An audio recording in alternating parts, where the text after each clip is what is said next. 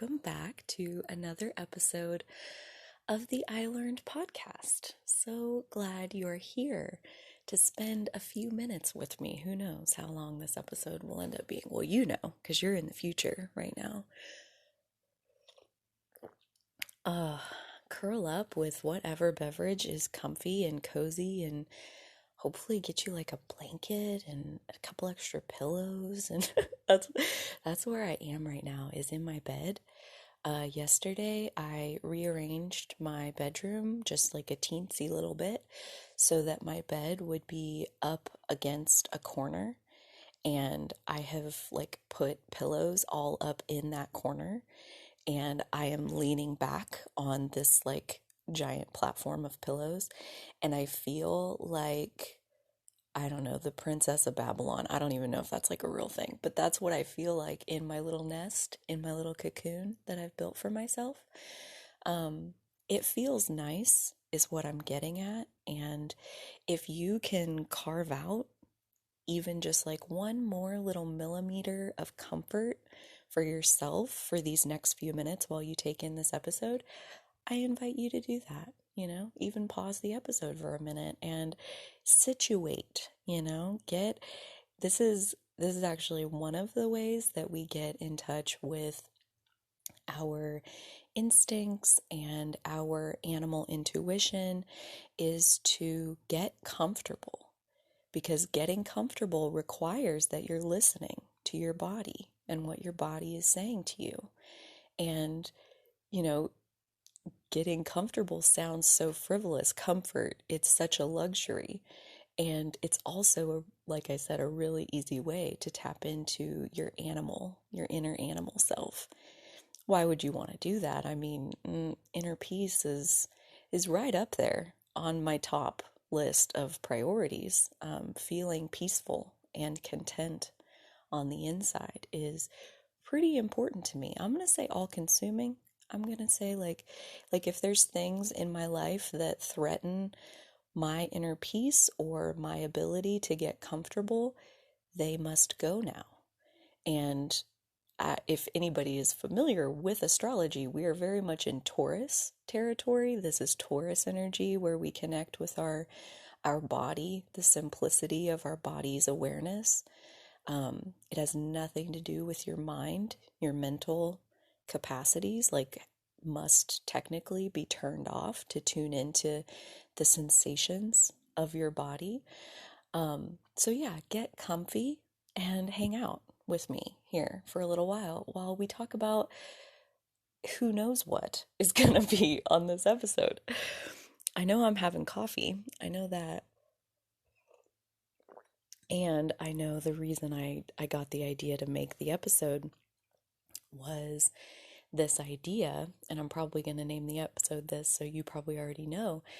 The power of surrender. The power of surrender. And I want to talk about that because I just had a moment with my dog, and it was basically like a spiritual awakening on like a whole nother level, and that just happened here in my bedroom in the last 10 minutes. So I want to share what happened, because I saw so much of myself in my dog's behavior, and recognizing the behavior in her, by extension, let me recognize it in myself. And in that moment of recognizing that behavior in myself, it was connecting more closely to my shadow, to my unconscious self, to my fears and my resistance that are holding myself back. It was an opening of epic proportions, which, yeah, I've been super into eclipse energy lately. And so, not to get off on a whole nother tangent, I am going to tell you the story about my dog. But this eclipse season that started with the lunar eclipse here very recently and closes with the solar eclipse here in about a week, a little more than that. It's a time of opening and awareness shifts and stepping out of timelines where we can't judge by time. It's taken us X number of years to get to where we are, so it'll take us X number of years to make the same amount of progress. No, not during eclipse season, not with these kinds of openings. These are boosts to a new timeline. So, this awareness that Scooby, my dog, helped me come to this morning, it felt too good and too powerful for me, for my energy. I already got the kick of it.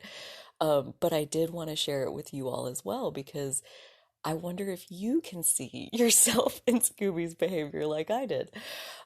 So without further ado, here's the little routine that Scooby and I do because she's a corgi and her legs are all of like 3.5 inches long.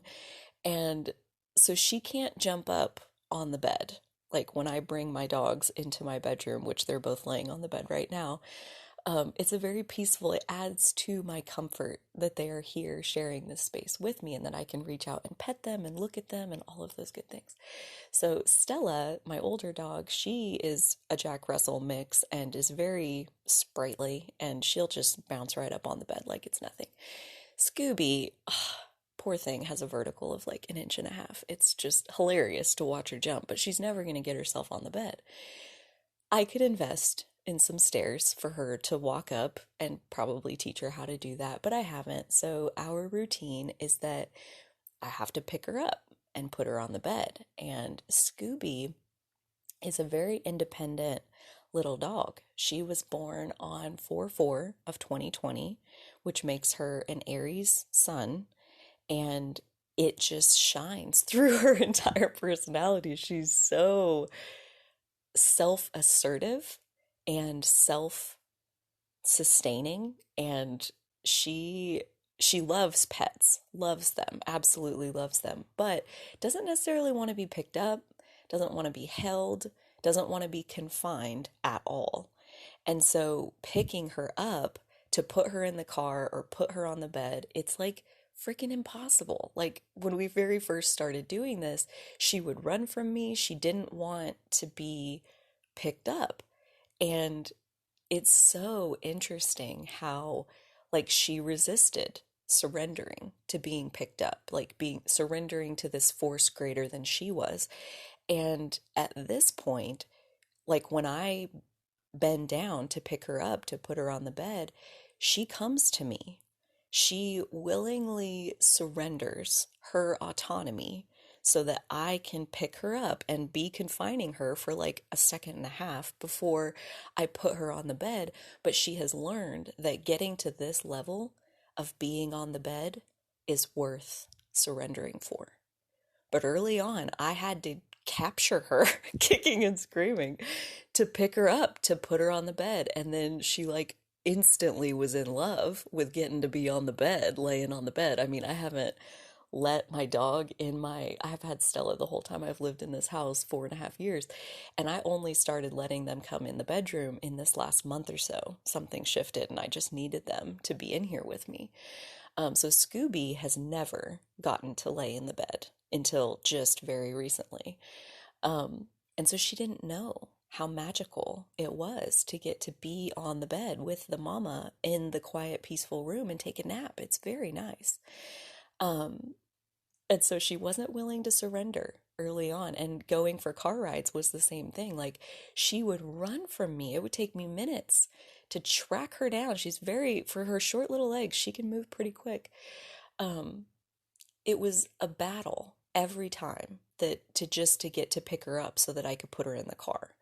And it really truly wasn't about being in the car because she loved it as soon as she got in there.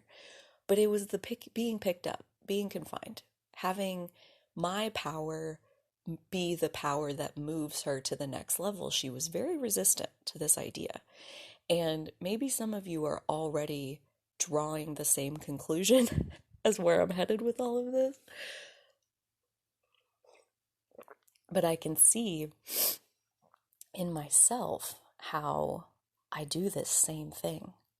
I am so set and determined on being the one, being the independent, self-sustaining one. I'm going to make a plan and I'm going to do the plan. And because I did the plan, I'll be successful. Very goal oriented. Always have been and probably always will be.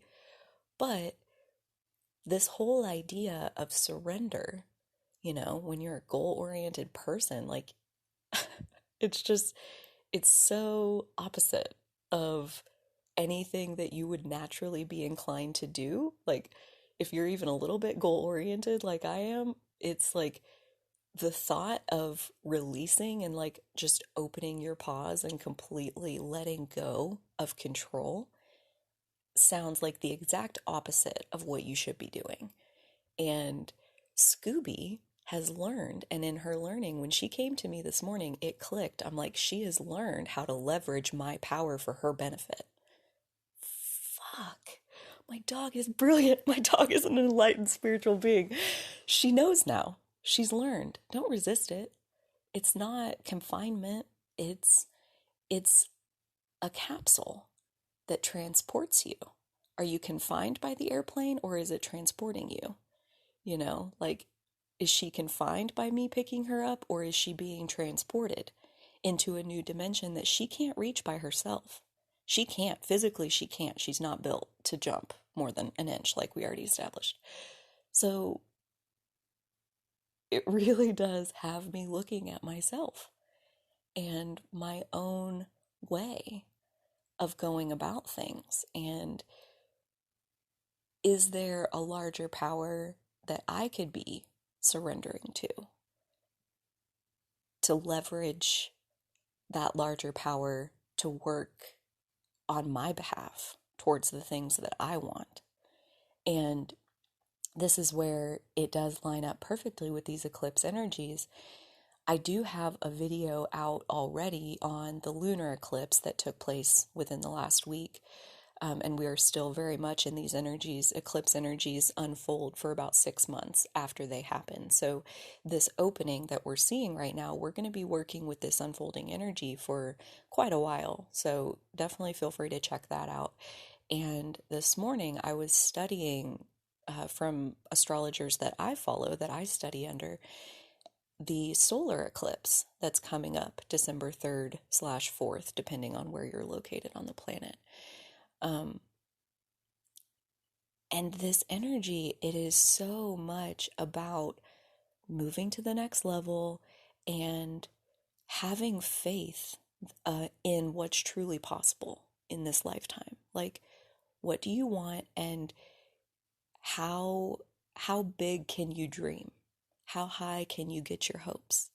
Because again, a goal-oriented, reasonable, practical, pragmatic, like all these words are so prized in, modern society, and each and every one of those things holds us back from getting our hopes up, like hoping that such things would be possible for us. Such levels of freedom and spiritual connection. This solar eclipse happens in Sagittarius, and those are two key ideas when we come to Sag: is freedom to hold whatever belief system makes the most sense to us, and to live our daily life in accordance with our own personal belief system. That is the root of freedom. And this opening with this solar eclipse in Sag is, it's the close of a cycle. For one thing, I know these eclipse energies, they unfold for several months after the fact, so we have that to think about. But we also know that, and I'm not going to get super technical because it doesn't really matter, but basically these Gemini Sagittarius eclipses have been going on since June of 2020. So eclipses correlate with the North Node and the South Node. They're happening. Eclipses are always happening in the same signs as the North Node and South Node. And the nodes have been in Gemini and Sagittarius these last 18 months. and will be for another little while until the nodes move to Taurus and Scorpio in January of 2022. So, here very soon, we will begin a new 18-month cycle. And so, we think back to where were we May, June, July, on through the end of 2020. Like that was kind of the opening of this cycle. And this, where we are right now, and these next few months, is the closing of this cycle and the opening of the next cycle. So I always love cycles. I think it's fascinating to see how things repeat themselves, and how evolution happens, like not only in the collective, but down on into our individual self and our individual life. Like, I don't know about you, but my life looks completely different than it did in June of 2020. In June of 2020, I was still working most days out of the week. I I was like full time away from home, working on something that, while it is very near and dear to my heart, it didn't feel like soul fueled, passionate contribution. And that's really what my soul was hungry for going into, May, June, July of 2020. And it was in July of 2020 when I took a step back and we promoted a new manager to oversee that business. And I, at that point, went to working 2 days a week, Saturday, Sunday. So Monday through Friday, I was completely freed up to do something else, to pivot and completely change directions. And it did. It happened that fast.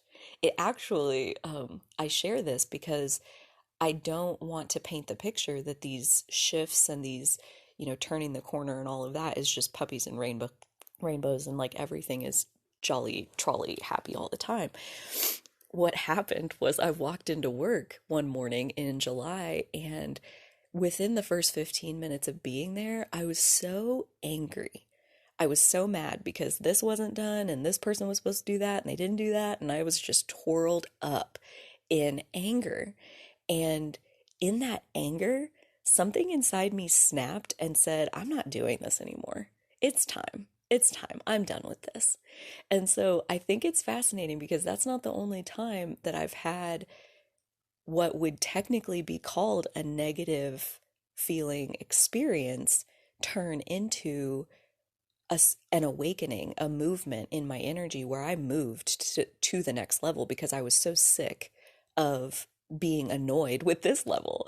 Like I told my life coach here last week when I met with her, I'm like, we were having a conversation about something that I've been circling around in the last couple sessions with her. And I meet with her once a month. So this is like circling around for the last several months in my awareness. And really the last several years and really my whole life, like this is one of the things coming to fruition. And I've been in this current level of it, or I was in that current level of it for years. And I flat out just told her, I'm like, I am so bored with circling around the same thing again and again and again and again and again and again. When do I don't even care what the next level is. I just am bored with this level and ready to move on. And it seems like that's all it takes is that readiness. And readiness can happen in many different ways.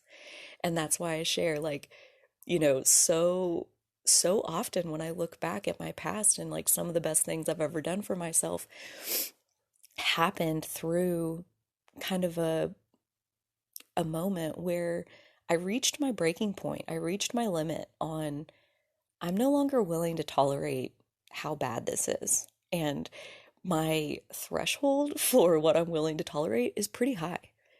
Like things can be pretty good or even great, and I still don't want them because I am looking for things that light my soul on fire. And if it doesn't, it's nothing personal, but I don't want to do that. I don't want to use my time that way.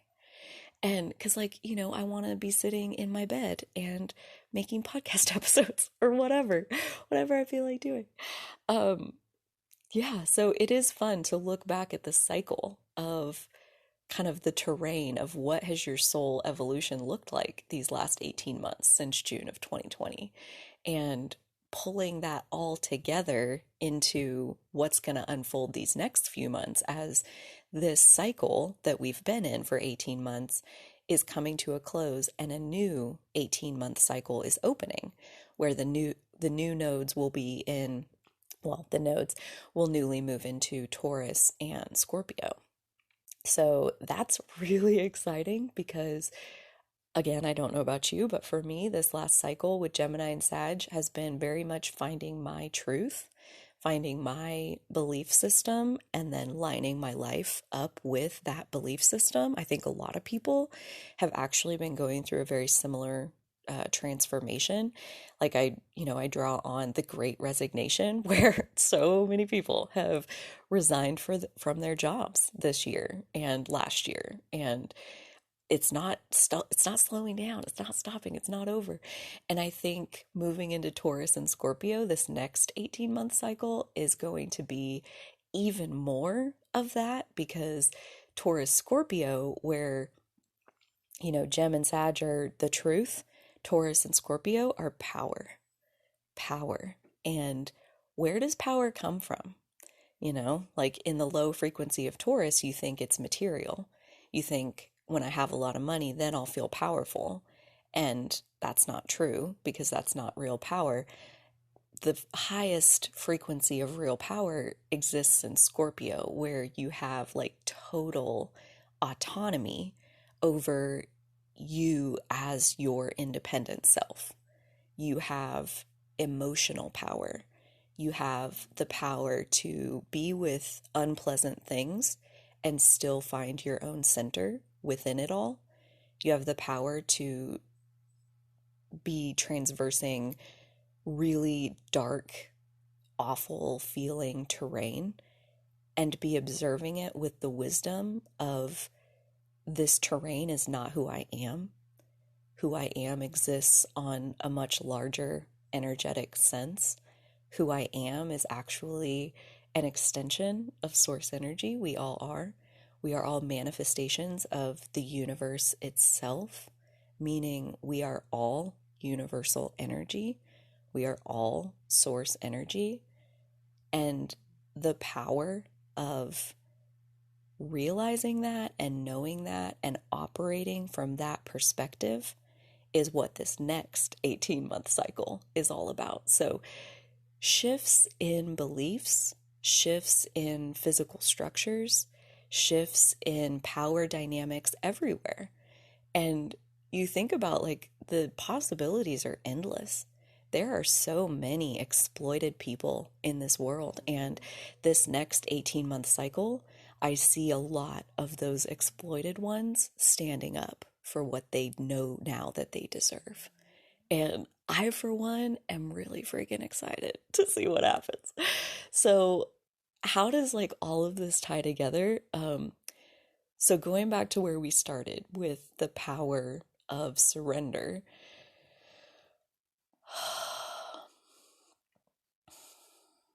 through eclipse energies and through soul evolution in general, it's really easy to get caught up in thinking your way through that process, or trying to plan your way, trying to consciously set out, this is the next step that I want to take. This is the next manifestation that I intend to manifest.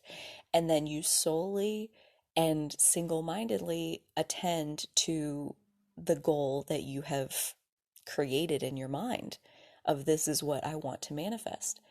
And that is a block. It just is. And I'm going to explain. So hang with me. Being specific in our manifestations is like Scooby running around on the floor, needing herself to be the one exerting her power.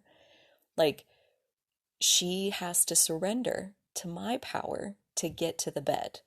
And she didn't even know that she wanted the bed because she'd never been on the bed. So, like, how could she possibly be down on the floor thinking, I'm going to manifest myself onto the bed. She has no idea what the bed even is. And now she has learned how to surrender at will so that she can easily get on the bed because it's so delightful up here, so much better than anything that she can do herself on the ground.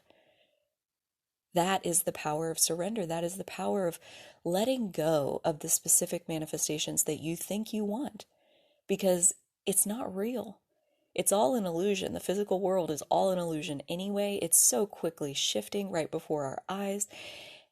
And the thing is, we've never been on the bed.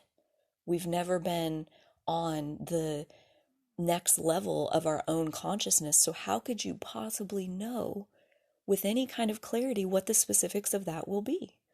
So blocking yourself by committing to one manifestation that you think this is the one that I want, you are running around on the ground. And until you surrender and get picked up, you don't even know what kind of delightful bed experience is waiting for you. And that's, that's an act of faith. That's an act of trust. And that's an act of vulnerability. Like when Scooby surrenders to me and I pick her up, I could just as easily squeeze the poor thing to death as I did put it on the bed. And most people aren't willing to surrender because they think they'll get squoze to death. Squoze is one of my mom's words that she invented. She's got lots of good words. And because they're worried about being squozed to death, they don't ever surrender when really, if you want to practice like spirituality in general and the interconnectedness of all things, then and you're already familiar with the primary frequency of this universe is love. So surrendering to any greater power to let it pick you up and move you to the next level of your consciousness, it's never going to squeeze you to death. It's only going to hold you lovingly as it transports you to the next place. And that's a practice, It took Scooby probably 10, 15 times of getting picked up and put on the bed before she's now like willingly submitting and surrendering to me. Like when I kneel down to pick her up, she comes over and I pick her up and put her on the bed. Easy peasy. It's no longer chasing her around the room as she runs circles under the bed and around the table and back under the bed. I mean, it was a nightmare. And I knew she would love it, but me as the greater power, I mean, I can't chase her down. She won't be caught. And so often, like, we are Scooby. We are running away from the very power that would move us into the next level of what our soul is ready for. And maybe this is my Mars and Pisces talking, but I'm also a big believer in if we are supposed to manifest something, it will manifest. So if you're meant to be doing a certain business or being in a certain relationship or living in a certain place, then it'll happen. And if it's not meant to happen, if that's not where your soul is right now, if your soul is evolving through other lessons, then it won't manifest. And that's why, you can run around on the bedroom floor as long as you want, but you're never going to get up on the bed until you surrender. And the longer we hold on to a specific manifestation that we think we want, the longer we keep ourselves apart from moving on into the next set of lessons, whatever those are. They're perfect for our soul. We can trust that. We can believe it. We can have faith that the only time that we're going to get moved by the universe is when it's in the highest good of our soul. And probably for most of us, the evolution of our soul also evolves mass consciousness, meaning the healing that we do and the levels that we move through as our own individual soul is also benefiting the collective. And that's beautiful work. That's a beautiful service to this planet. And for me, I've been practicing my surrender. This is not, I've been running around on the bedroom floor like Scooby for decades, like very goal oriented, very type A, very, very much going to make a plan and make it happen. And I'm seeing more and more the power of surrendering even the goal, like to get clear on my values and let source make the goal. Let my higher self make the goal. Let my ancestors make the goal. What is it? Whatever next level I'm meant to live, put me there and I'll live it and I'll make the best of it, same as I'm making the best of where I am right now. And that's where I think the underlying theme of all of this and the string that kind of ties it all together is, you know, rather than a strong sense of control over the manifestation that you want, a strong sense of control over your practice of gratitude and appreciation is, I think, a more sustainable approach. So, like in this stage where I'm at right now, I practice my appreciation. And in the stage where I was working all the time and I wasn't really loving it, I was practicing my stage of or my practice of appreciation. And in the stage where I was completely unemployed, not making any income while I sat and waited for the universe to bring me my business, I was practicing my appreciation. And in my corporate job before that, where I was making a shit ton of money, but literally miserable down in my soul, I began practicing my appreciation. And it led me. It opened the next door, and then the next door, and the next door.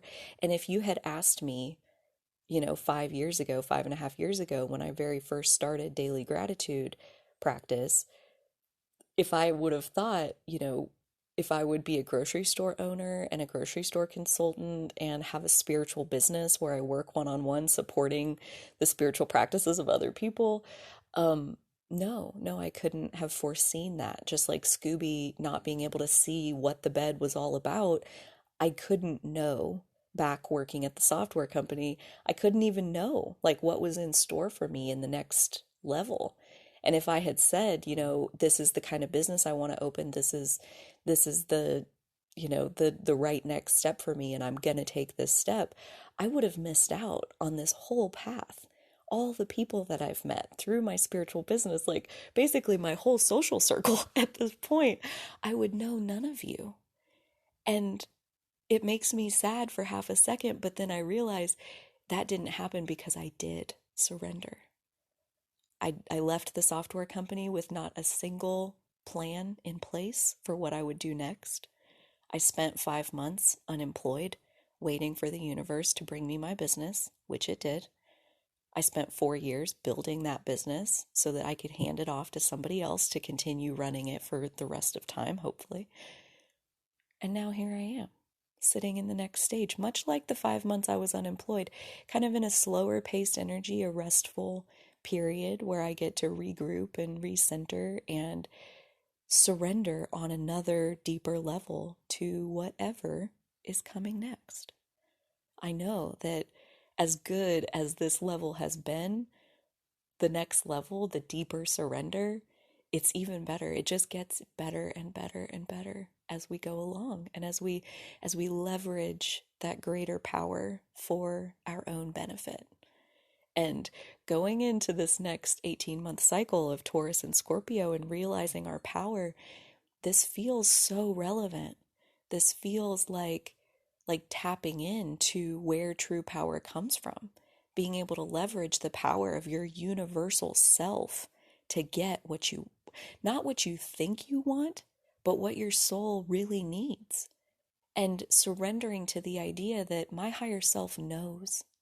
I trust that my higher self knows, the universe knows, Source knows what the perfect next stage of my soul's evolution looks like. And I will live the perfect next stage of my soul's evolution. I'm open to whatever shape and form that may take. I'm open to being surprised and delighted with manifestations that are so much better than anything I could have imagined standing in my last level. That's what I want. I don't want to set a goal. I want the universe to surprise and delight me with how good the next level truly is. So, some food for thought, some food for your coffee time. little nibblies for your coffee time. Thank you so much for listening and for sitting in this hopefully very comfortable space of getting to think in terms of energy and think about ourselves and our expansion in terms of energy and how we truly are a manifestation of the universe itself, and that we do possess a higher self with far greater power than anything our conscious mind can ever hope to conjure up. And maybe even a little bit of relaxing into surrender to the greater power that is absolutely available to us all. So thank you. Until next time, dear friends, you take good care of yourselves, and so will I.